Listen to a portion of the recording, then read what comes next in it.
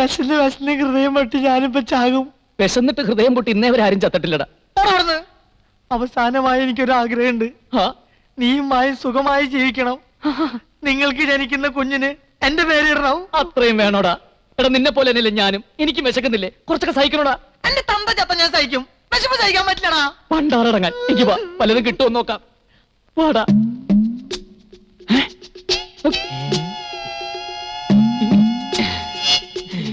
എന്താ ആരും ഒന്നും കഴിക്കാത്തത്? കഴിക്കേ. ഇപ്പൊ ഒന്നും വേണ്ട, ഞങ്ങൾ കളിക്കാൻ പൊക്കോട്ടെ.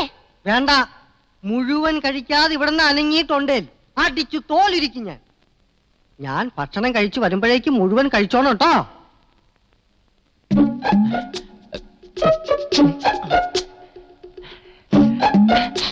മാമന്മാരെ മനസ്സിലായ മക്കളെ?